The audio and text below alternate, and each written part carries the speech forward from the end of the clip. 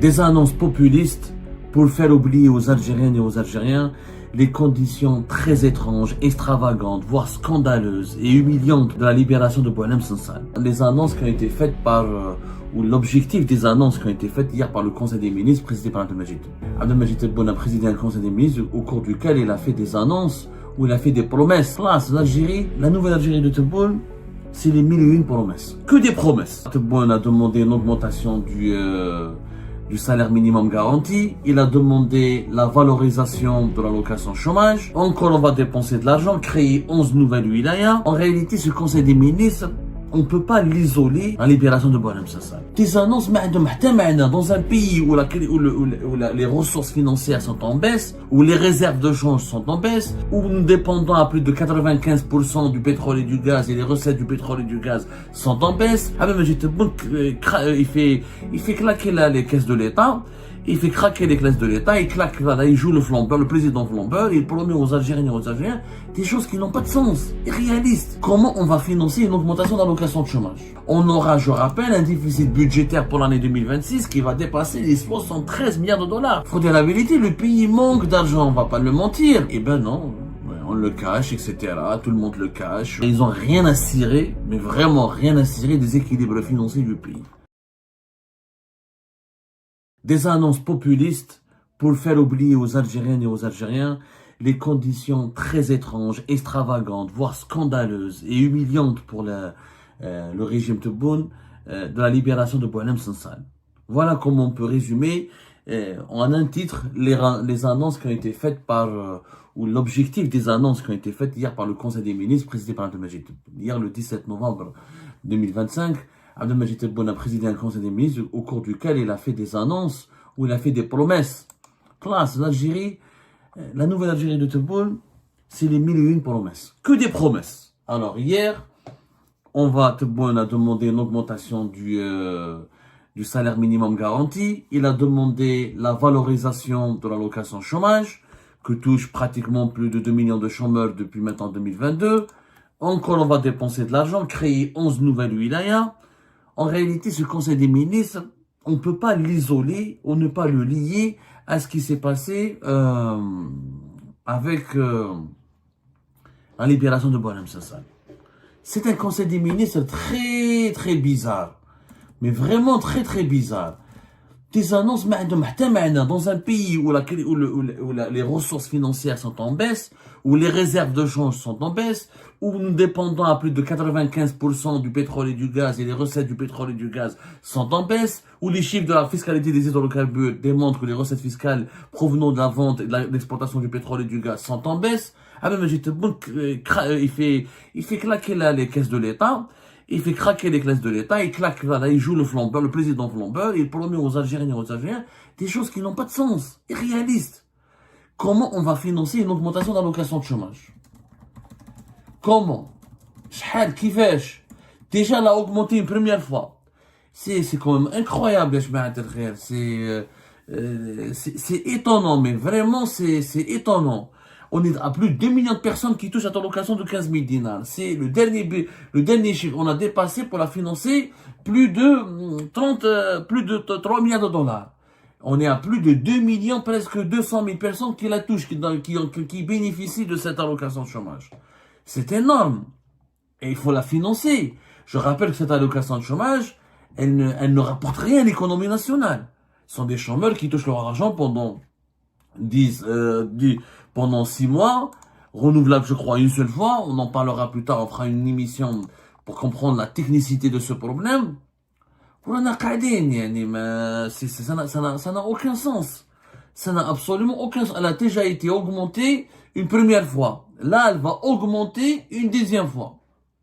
Sans parler des dépenses étatiques, des dépenses de l'État, les dépenses publiques, qui ne cessent d'augmenter. On aura, je rappelle, un déficit budgétaire pour l'année 2026 qui va dépasser les 73 milliards de dollars. L'équivalent de presque 74 milliards de dollars. La différence entre les recettes et les dépenses de l'État en Algérie seront de l'ordre de 73,8. L'équivalent de presque 74 milliards de dollars. C'est énorme. Le pays manque d'argent. Faut dire la vérité, le pays manque d'argent, on va pas le mentir. On va pas mentir aux Algériennes et aux Algériens, on va pas le cacher. Eh ben non, ouais, on le cache, etc. Tout le monde le cache. Rien à, voilà, ils ont rien à cirer, mais vraiment rien à cirer des équilibres financiers du pays. Voilà, on augmente, on dépense 10 milliards de dollars par là, 10 milliards de dollars par-ci, etc. C'est énorme. Mais je sais pas si on est conscient, si nos compatriotes sont conscients un petit peu de ce qui se passe en ce moment dans leur pays. On est en train de gaspiller un argent fou. Mais je vous assure qu'on est en train de gaspiller, de vraiment, c'est dans des mesures coûteuses et inefficaces. Il y a eu des rapports de la Cour des comptes qui ont dit que depuis qu'on a instauré la loi à l'allocation chômage en 2022, il n'y a rien qui a changé. Le taux de chômage n'a pas du tout baissé. L'insertion des chômeurs n'a pas du tout baissé. Il y a eu pratiquement plus de 40 depuis 2022, on a dépassé les 4 millions de chômeurs. Cette allocation chômage, elle a permis effectivement d'identifier le nombre des chômeurs. Tout le monde se sont déclarés pour se sont rapprochés des services de l'Agence nationale de l'emploi pour bénéficier de cette allocation. Du coup, les chiffres du chômage ne sont même pas révélés, ne sont même pas rendus publics. Les placements des chômeurs sont vraiment très insuffisants, voire insignifiants. C'est énorme. Mais vraiment, c'est énorme comme ce que nous dépensons comme argent sur des dépenses qui ne rapportent aucun retour sur investissement, même pas des investissements, qui ne rapportent aucune valeur ajoutée, encore une fois. Sincèrement, je ne sais pas qu'est-ce qui se passe. Je sais qu'est-ce qui se passe. Je ne comprends pas l'esprit. Je ne comprends pas l'esprit des dirigeants algériens. Comment ils se rendent pas compte que nous sommes en train d'aller vers une catastrophe économique. Nous sommes en train d'aller vers une catastrophe économique. Là, le dinar s'effondre. Tous nos compatriotes le voient bien au niveau des marchés parallèles. La valeur du dinar, elle est en train de connaître une dégringolade incessante de 2019 à 2025. Elle a chuté de plus de 40%. De la fin de l'année 2019 jusqu'à la fin de l'année 2025, de plus de 33%. On a sorti des chiffres, on a montré des graphiques, etc. Le pouvoir d'achat des Algériens et des Algériens, il est en baisse. Et nous avons maintenant Abdelmajid Tebboune qui dit aux Algériens et aux Algériens, voilà, ne vous inquiétez pas, je vais augmenter le salaire minimum. Avec quoi tu vas l'augmenter? Tu vas utiliser la planche à billets. Tu vas encore une fois imprimer 10 dinars. Encore une fois, un principe d'économie très clair. Cette création de monnaie, à chaque fois qu'on imprime des billets en dinars, sans créer des richesses, c'est-à-dire sans les justifier par des nouvelles sources de richesse, par des nouvelles sources de création de richesse, sans les justifier par des nouvelles exportations diversifiées, sans les justifier par une production de biens et de services. On va aggraver l'inflation et on va aggraver la chute de la valeur de la monnaie. Le dinar va valoir 1 euro, va valoir plus de 300 dinars au début de l'année 2026 à ce rythme-là. Parce que déjà, avant même ces annonces populistes dans la mesure où elles ne régleront pas les problèmes du pays, elles vont l'aggraver, elles vont aggraver les déséquilibres financiers du pays, et elles n'apportent pas de solution sérieuse. Ce n'est pas le chômage. Pour régler le problème du chômage, il faut créer de l'emploi, pas donner une allocation. Il faut créer de l'emploi. Le salaire minimum, pour l'augmenter, c'est pas à l'État de le décider. Il faut qu'il y ait une croissance économique. Il faudrait que les entreprises, on les laisse travailler, on les laisse créer de la richesse, on les laisse créer de la croissance pour qu'elles puissent elles-mêmes, ces entreprises, recruter et augmenter les salaires de leurs salariés. C'est pas l'État qui décide de prendre de l'argent, d'imprimer de l'argent et de distribuer ce qu'il va imprimer sur le reste de la population. L'État ne crée pas de richesse. Les entités qui créent de la richesse dans un pays, ce sont les entreprises. Or, l'État ne crée pas de richesse. Et le régime algérien ne veut pas le comprendre. Il a du mal à le comprendre, il n'a pas envie de le comprendre. Alors qu'il le sait, que on est en train d'imprimer une richesse virtuelle qui n'a pas de sens, qui n'a aucun sens sur le plan économique. C'est une impression, on est dans l'impression monétaire. Allez, imprime des billets et donne-les aux Algériens. Quand tu vas leur donner aux Algériens, quand ils vont aller les dépenser, ça va aggraver l'inflation puisque il n'y a pas de biens et de services qui sont suffisamment produit en quantité suffisante pour répondre à la nouvelle quantité monétaire qui sera utilisée dans le marché. Quand je mets 1 milliard sur le marché, si ce milliard c'est dans le marché, il n'y a pas une production de biens et de services qui est de l'équivalent de ce 1 milliard, il y a un déséquilibre. Il y a plus de monnaie que de biens et de services. Du coup, les biens et les services, leurs prix vont augmenter. Et comme cette monnaie, elle est imprimée sans qu'il y ait une production de richesse et une croissance économique, quand on va la comparer, quand on va l'échanger face à contre des devises étrangères, sa valeur, elle va baisser.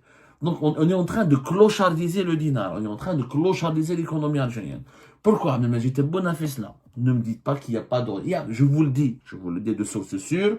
Il y a eu la libération de Boualem Sansal le 12 novembre dernier a suscité une onde de choc à travers l'Algérie. Les Algériens et Algériens n'étaient pas contre la libération de Boualem Sansal, mais ils étaient choqués par le double discours, par le changement de veste, on va dire, et le changement de temps du régime algérien, de leur État, de leur président. En bout de 48 heures, nous avons un président algérien qui répond aux sollicitations d'un président d'une puissance étrangère qui est l'Allemagne. Donc, au bout de 48 heures, nous avons un bonhomme qui a été diabolisé, insulté, considéré comme des traîtres, considéré comme un agent de puissance étrangère, comme un agent du sionisme d'Israël, détesté. On a traîné un bonhomme Sansal dans la boue pendant plus d'une année. On l'a sali, on a fait de lui l'ennemi, l'incarnation du diable qui menace la sécurité nationale et l'intégrité territoriale du pays. Et une année plus tard, au bout de 48 heures, il est libéré parce qu'il y a un président d'une puissance étrangère qui l'a demandé à Tebboune pour négocier un deal. Donc, il y a le discours de la souveraineté nationale, du pays qui ne subit pas de diktat, du pays qui est souverain, aucune puissance ne peut contraindre l'Algérie à faire quoi que ce soit. C'est un discours mensonger. Les Algériens et les Algériens n'ont pas été choqués par la libération de Boualem Sansal. Ils ont été choqués par le mensonge et l'hypocrisie de leurs autorités, de leurs dirigeants. Quand pendant une année, dans l'affaire Boualem Sansal, on leur disait, voilà, nous sommes un pays puissant, on ne subit pas la pression, on ne le remettra jamais à l'ancienne puissance colonisatrice, la France, on va jamais céder au lobby étranger, aucune puissance ne va nous dicter notre ligne de conduite. À la fin, effectivement, on l'a pas remis à la France, mais on l'a remis à son partenaire et son voisin, l'Allemagne. Dans des conditions qui n'ont jamais été expliquées ni justifiées auprès de la population. Il est malade, mais ouais, beaucoup de malades dans les prisons algériennes. Et puis, d'un côté, vous dites que nous avons le meilleur système de santé en Afrique, et de l'autre côté, vous libérez un écrivain algérien, qui est algérien avant d'être français, qui est certes célèbre, qui est devenu l'ambassadeur des détenus politiques dans le pays, mais qui va être soigné en Allemagne. Et donc, pourquoi au moment où Abdelmajid Tebboune se soigne lui aussi en Allemagne? Donc, il y a eu trop de mensonges scandaleux dans cette histoire. Et le peuple algérien a été choqué. Il a été choqué par, encore une fois, le mensonge et l'hypocrisie et la faiblesse de ce régime qui l'opprime, qui le persécute et qui, face à des puissances étrangères, il se montre très faible, il se montre très lunatique, il se montre très instable, et il se montre très faiblard. C'est ça la vérité, faiblard, mais à quinche. Et donc, les institutions algériennes n'ont pas de sens, elles n'ont pas d'existence. La justice n'existe pas. Et tout, on entre en prison avec un coup de téléphone et on sort de prison avec un autre coup de téléphone. Tout est conditionné par des pourparlers ou par des négociations avec des puissances étrangères. C'est pas un pays. C'est pas un pays sérieux. Donc les Algériens et les Algériens ont été choqués pour soulager, pour détourner l'attention de la population algérienne, pour relativiser l'impact de l'onde de choc ou limiter les dégâts de l'onde de choc qui a été provoquée au sein de la population algérienne par le scénario de la libération. Encore une fois, c'est pas la libération de Boualem Sansal, c'est son scénario qui a choqué la population algérienne. Ils se demandent dans quel pays ils vivent. Donc, et en plus, ça démontre qu'avoir un passeport algérien, ça ne vaut rien. La libération de Boualem Sansal, elle a démontré que si on a une nationalité étrangère, on peut s'en sortir face à l'arbitraire, face à la persécution et face à la hogra en Algérie. Mais si tu es uniquement algérien, comme Saïd Narza, comme les anciens ministres de l'époque de Bouteflika, comme Abdelwahid, le journaliste Abdelwahid Blam, comme Belghit, l'historien écrivain Belghit, et comme plusieurs autres détenus d'opinion, et d'autres détenus pour Mohamed Tajadid, eh ben, on peut crever en prison, on peut mourir, que même si on est malade, on peut mourir comme Tarek Bouslama, l'ancien PDG du groupe Imital, qui est mort au début du mois de juillet 2025 en prison. Et donc, ils sont simplement algériens. Donc, les Algériens ont été choqués aussi par parce qu'ils ont pris conscience qu'ils sont, eux, des sous-citoyens. Pour être un citoyen respecté en Algérie, il faut avoir une double nationalité.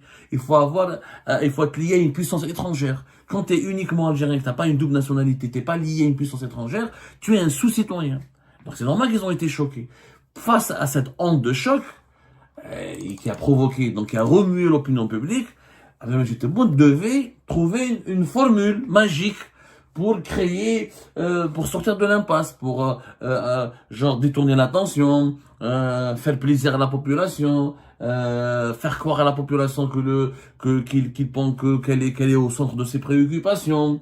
Voilà, pour satisfaire un petit peu, pour caresser la population dans le sens du poil, pour calmer sa colère.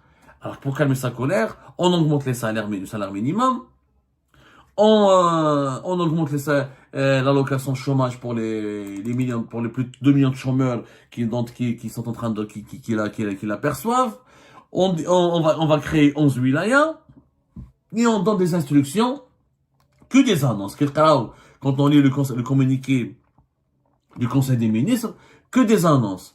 La nécessité d'un contrôle permanent et continu des places des espaces publics en termes de sécurité d'hygiène à travers les différentes wilayas du pays, imposer aux propriétaires de véhicules de transport public et privés de respecter les conditions d'hygiène dans les différentes villes et sur toutes les lignes, notamment à Alger, dans les wilayas touristiques, que des annonces. Et il y a un opposant qui a apporté, il y a une personnalité politique qui malheureusement elle est réduite au silence et elle est placée sous contrôle judiciaire depuis plusieurs années maintenant et qui est particulièrement visée par le pouvoir algérien pour ses positions honorables, etc. et qui fait l'objet donc d'une interdiction de prendre la parole dans l'espace public et qui s'exprime uniquement sur les réseaux sociaux. C'est Mohsen Belabès qui a fait une analyse brillante des dernières décisions du Conseil des ministres. Comme quoi, voilà, tout n'est pas noir en Algérie, tout n'est pas lugubre, tout n'est pas sinistre, tout n'est pas perdu. Il y a encore des personnalités, d'un certain niveau, il y a encore des intellectuels, il y a encore des personnages il y a encore des Algériens et des Algériens qui sont avertis, qui sont intelligents, qui sont sages et qui peuvent apporter des solutions au pays. Regardez ce qu'il a dit, Mohsen Belabès, dans une publication qu'il a hier sur sa page Facebook. Gouverné par l'annonce, la crise silencieuse du pouvoir algérien.